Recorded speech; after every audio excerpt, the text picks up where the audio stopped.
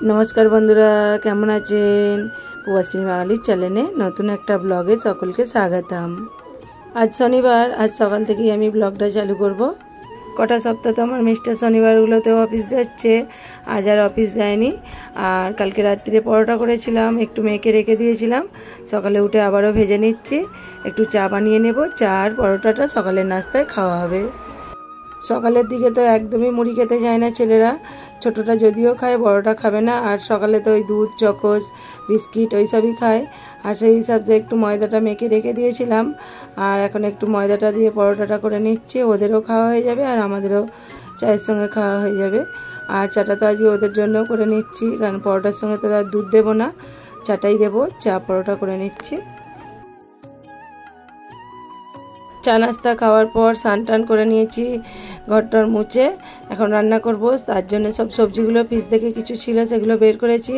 করলাটা আগের ছিল, ওটা তো করলা ভাজা করব। আর আমার বাড়িতে তো করলা ভাজাটা চাই খাবার থালিতে। শনি রবিবারটা তো আমার বাড়িতে করলা ভাজাটা থাকেই, বড় ছেলেও ভালোবাসে আর ওদের পাপাও। আর এখানে বরবটি কড়াই ছিল, কলা ছিল, সব কিছু সজনেটা বের করে নিয়েছি। আর আমার মিস্টারকে বললাম একটু বাজারে যাও, একটা ফুলকপি নিয়ে আসবে, কাতলা মাছ আছে ফুলকপি দিয়ে বানাবো। ও তো আবার বলছে ফুলকপি দিয়ে কাতলা মাছ, গরম পড়ে গেছে আর ফুলকপি খেতে হবে না। আমি বলছি গরম পড়ে গেছে, এখনও তো সেরকম গরম পড়েনি, ফুলকপি নিয়ে আসো, ভালো করে গিয়ে বানাবো, দেখবে ভালোই লাগবে। আর এই যে ফুলকপিটা নিয়ে এসেছে, আর গরমের ফুলকপি যেরকম হয়।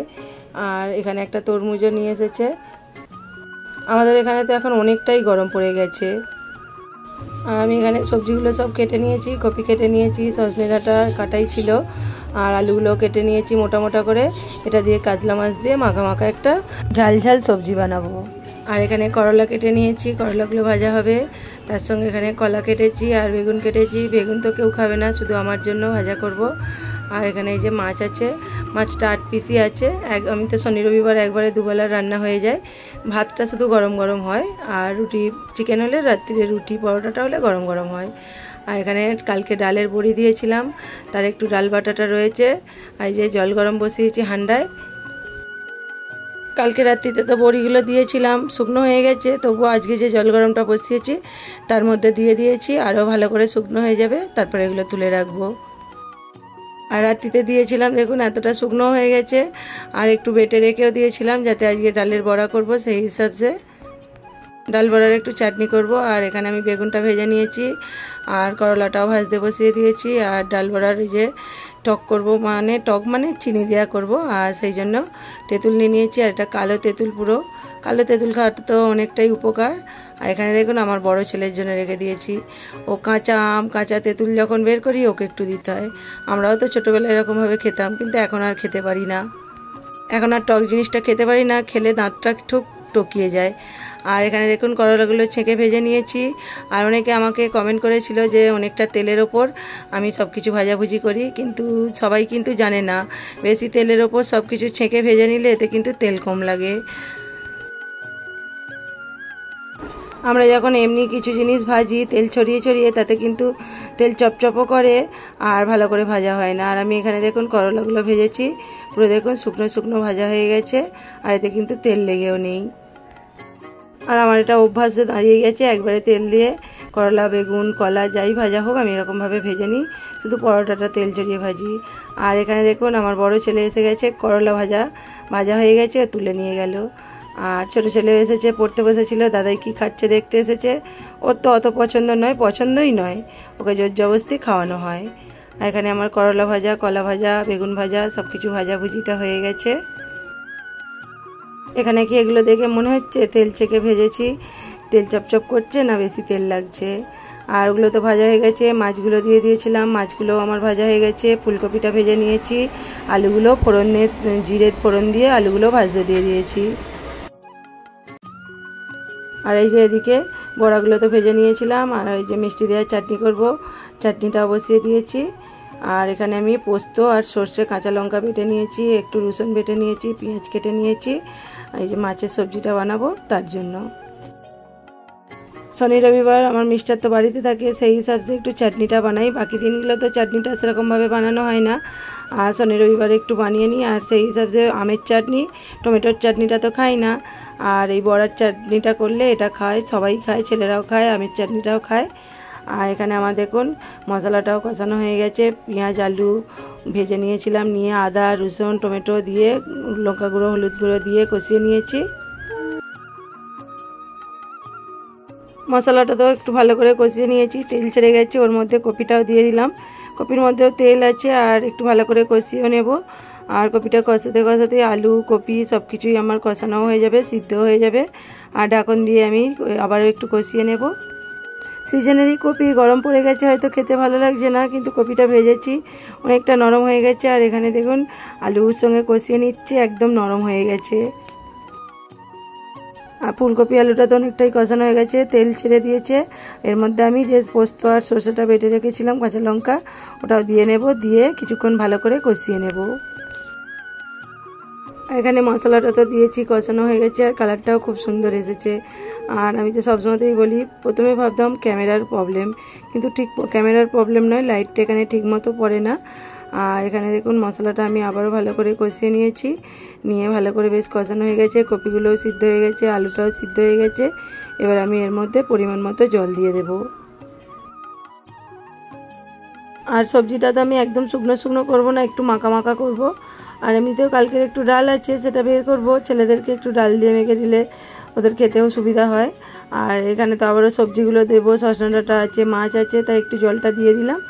আর এখানে দেখুন আমি ঢাকন দিয়ে দিচ্ছি, দিয়ে কিছুক্ষণ সিদ্ধ করে নেব। সবজিটা একটু ফুটে যাওয়ার পর আমি সজনে ডাঁটাগুলো দিয়ে দিয়েছি, দিয়ে কিছুক্ষণ এটা দিয়েও ঢাকন দিয়ে ফুটিয়ে নেব। যেহেতু সজনে ডাঁটাগুলো ভাজা আছে, আমি খুব বেশি ফোটালাম না, ঢাকন খুলে আমি এখানে মাছগুলো দিয়ে দিয়েছি। আর মাছগুলো দিয়েও বেশ কিছুক্ষণ ফুটিয়ে নেব। বড় ছেলেটা তো ঝালের মাছ খাবে না, ওর জন্য ভাজা মাছ তুলে রেখেছি, বাকি মাছগুলো দিয়ে দিয়েছি। বৈকালের জন্য ভাজাটা রাখিনি, ও বৈকালের জন্য ওর জন্য সবজিতে দিয়ে দিয়েছি। আর এখানে একটা জিনিস দেখাই, দেখুন এই যে মাছটা দেখতে পাচ্ছেন, সবজিটা আমার কেমন লাইট লাইট কালার লাগছে, আমি সামনে থেকে তুলছি বলে। আর দেখুন একটু দূরে করছি, কালারটা দেখুন পুরোই অন্যরকম, কারণ এখানটায় আমার সামনেটায় লাইট পড়ে না। আর দেখুন একটু দূর থেকে দেখাচ্ছি, কালারটা দেখুন, এটাই কিন্তু অরিজিনাল কালার।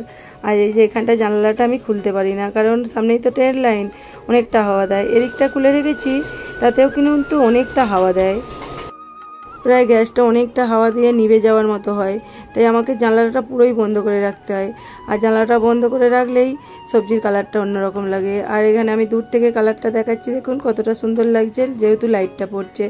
আর সামনে নিয়ে গেলেই কিন্তু সবজির কালারটা অন্যরকম হয়। আমি তো সবসময়তেই বলি, ক্যামেরার কোয়ালিটি ভালো, কালারটার জন্য, লাইটটার জন্য কালারটা অন্যরকম লাগে। আর দেখুন এই সামনের দিকে লাইট নেই, এই সাইডে লাইট, এই লাইটটা জ্বালালেও না ঠিক সবজিতে লাইটটা পড়ে না, আড়াল হয়। আর আমি তো আজকেই দেখালাম যে এই সবজির কালারটা দূর থেকে কেমন লাগছে। আর সবসময় তো দূর থেকে ক্যামেরাটা করা যায় না, আমি এটা দূর থেকে করছি। আর সামনে নিয়ে গেলে দেখুন অনেকটা কালারটা লাইট লাগছে। এটাই কিন্তু আমার ক্যামেরার অরিজিনাল কালার। আর এটা অরিজিনালেও আমার সবজিটার কালারটা এরকম হয়েছে, কিন্তু দূর থেকে বোঝা যায় না। আর সেই জন্য আমি কাছ থেকে দেখালাম। আর সবজিটা এখানে হয়ে গেছে, আমি ওপর থেকে শুকনো খোলায় জিরের গুঁড়ো দিয়ে দিয়েছি, দিয়ে নাবিয়ে নিচ্ছি। আর আমি সবজিটাকে নাবিয়ে জানালার সামনে নিয়ে গিয়ে আপনাদেরকে একবার দেখাবো সবজিটার কালারটা সত্যি কেমন হয়েছে। আর দেখুন এদিক থেকে দেখাচ্ছি, পুরোই হালকা লাগছে অনেকটাই।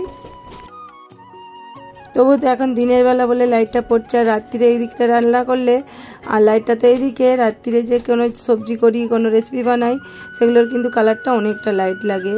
আর এখানে দেখুন আমার সবজিটা হয়ে গেছে, আমি সবজিটার কালারটা আপনাদেরকে দেখাই। এটা জানলার সামনে রেখেছি, আর এটা দেখুন অরিজিনাল কালার সবজির। সবজিটা তো আমার হয়ে গেছে। রান্নাবান্না করতে করতে এই বাসনগুলো ধুয়ে ফেলেছিলাম, আর এখনও কিছুটা বাসন পড়ে রয়েছে, কড়াগুলো আছে, সব এগুলো ধোয়া মাজা করব। তারপরে এখনও কাপড় কাচা হয়েছিল, সেগুলো শুকনো দেওয়া হয়নি, সেগুলো শুকনো দেবো। আর এখানে সব কিছু রান্নাবান্না হয়ে গেছে। বড় ছেলের জন্য মাছ ভাজা, কালকের একটু ডাল ছিল বের করেছি, বেগুন ভাজা, ভাত সব কিছুই হয়ে গেছে। আর এখানে বড়ার টকটা করেছিলাম, অনেকটাই জুস রেখেছিলাম, তাও একটু শুকনো শুকনো হয়ে গেছে। রান্নাবান্না তো হয়ে গেছে, বাসন কোসনগুলোও ধুয়ে নেব। আর আজ অনেকটা রোদ্দুরও বেরিয়েছে, গরমও পড়ে গেছে। আর এখানে আমার বাসন কোসনগুলোও সব ধোয়া হয়ে গেছে। খাওয়া দাওয়ার আগে বাসনগুলো মেজে ফেললেই ভালো, খাওয়া দাওয়ার পর বাসন মাজতে গেলে আর ভালো লাগে না। আর বাসনগুলো তো মাজা হয়ে গেছে, আর এই রুমে কাচাকুচি করেছিলাম ওগুলো শুকনো দেবো। আর এখানে দেখুন চুনিয়া মুনিয়াকে স্নান করিয়ে দিয়েছে, একটু রোদেও দিয়ে দিয়েছে। চারজন তো ছিল, টিটাই মিটাই উড়ে গেছে, আর এখন চুনিয়া মুনিয়া আছে। আর এই যে জামা কাপড়গুলো মেশিনে শুকনো করা হয়েছে, তবুও ঘরের মধ্যে হালকা শুকনো দিয়ে দেবো। আর এখানে একজনকে দেখুন, ওই ওই যা যা, উই উই। জানালা খোলা থাকলে ঘরের মধ্যে এরকমভাবে চলে আসে, আর তখন ওই তাড়াতে হয়। আর নইলে তো ঘরের মধ্যে বাইরে এদিকে বাসা করেছিস, ঠিক আছে। এখানে দেখুন, এখানে বসে আছে, এখানে দুজন আছে। এই টিনের ভেতর দুটো বাচ্চা পেরেছে, আর এদিকে দুটো ডিম দিয়েছে, দুটো বড় হয়ে গেল। আর এখানে জল দেওয়া হয়েছিল, সকালে চাল দেওয়া হয়েছিল, খেয়ে নিয়েছে। আবার ভাত দেবো। আর আজকে দেখুন হাওয়া দিচ্ছে, প্রচুর হাওয়া দিচ্ছে, গরমের হাওয়া পড়ে গেছে। আর আমার ঘরে তো এদিকে দুটো জানালা আছে, সব সময়তেই প্রচণ্ড হাওয়া দেয়। আর এখানে জামা কাপড়গুলো শুকনো দিয়ে দিয়েছি, হাওয়াও দিচ্ছে, রোদ্দুরও আছে, রোদ্দুরে শুকনো হয়ে যাবে। জামা কাপড় শুকনো দিয়ে এখানে খাবারগুলো নিয়ে চলে এসেছি। আর এখন তো প্রায় 3:45 বাজে, ছেলেদের টিউশন আছে, 3:45-4টের মধ্যে বেরিয়ে যাবে। আর যত পড়ার চাপ, যাওয়ার টাইমে পড়ে দুজনে পড়তে বসে গেছে। আর এখানে দেখুন মাছের জালটা করেছিলাম, কতটা লেবু রেখেছিলাম, অনেকটাই শুকনো শুকনো হয়ে গেছে। খেতে খেতে তো 3টে বেজে যাবে। এখানে খাবার থালাও রেডি করে নিয়েছি, ওদের ভাতটাও দুজনের মেখে দিয়েছি, খাওয়া দাওয়া কমপ্লিট হলো। আর এখানে দেখুন এখন তো প্রায় 3:45 বাজে, জামা কাপড়গুলো সব শুকনো হয়ে গেছে, হাওয়াও দিচ্ছে। আর রোদ্দুরটা দেখুন এখান পর্যন্ত চলে এসেছে, আর এত হাওয়া দিচ্ছে বিছানার চাদর পর্যন্ত উল্টে দিচ্ছে। আর এখন তো 4টে বাজে, এখনই এত রোদ্দুর। এখানটা রোদ্দুরটা তো পুরো আমার ঘরের বিছানাটা, যে পুরো বিছানাটাতেই এসে যায়। আর এখানে দেখুন আবার একজন এসে বসে আছে, ঢুকবে বলে আমাকে দেখতে পেয়েছে, ঢুকতে পারছে না। আর এদিক দিয়ে খেতে দিয়েছি, এখানে ভাত দিয়েছি, আমি যেখানটা দাঁড়িয়ে আছি সব কটাই চলে আসবে, ভাত দিয়েছি। আমাদের বাংলাতে তো বাঙালিরা বলে যে পায়রা পোষা ভালো, কিন্তু এখানের অবাঙালিরা না, আমাদের বাড়িতে পায়রা আছে বলে ওরা আবার ওটাকে অশুভ মানে। পায়রাকে খেতে দেবে ঠিক আছে, কিন্তু ঘরের মধ্যে রাখতে দেবে না। কিন্তু যাই হোক, ওরা বাসা করেছে, ওদেরকে তারাই না, এখানেই থাকে। আর এই তেলের টিনগুলোকে কেটে দেয়, ওর মধ্যেই থাকে, মাঝে মাঝে আবার চেঞ্জ করে দেয়। আর এখন দেখুন 5টা বাজে, পুরো রোদ্দুরটা পুরো বিছানা পর্যন্ত এসে গেছে। 5টা তো বেজেই গেল, সন্ধ্যেবেলা একটা নাস্তা বানাবো। আর এখানে আমি সুজি দিয়ে বেসন দিয়ে একটা নাস্তা বানিয়ে নিয়েছি, তার সঙ্গে চাও বানিয়ে নিয়েছি। আর এই নাস্তার রেসিপিটা তো আমি পরের ভিডিওতে দেখাবো। আর চলুন আজকের ব্লগটা আমি এখানেই শেষ করছি, আবার দেখা হবে নতুন একটা ব্লগ ভিডিও, নয়তো নতুন একটা রেসিপির সঙ্গে। সকলে ভালো থাকবেন, সুস্থ থাকবেন, সাবধানে থাকবেন। আর আজকের ব্লগটা যদি ভালো লাগে লাইক কমেন্ট করে দেবেন।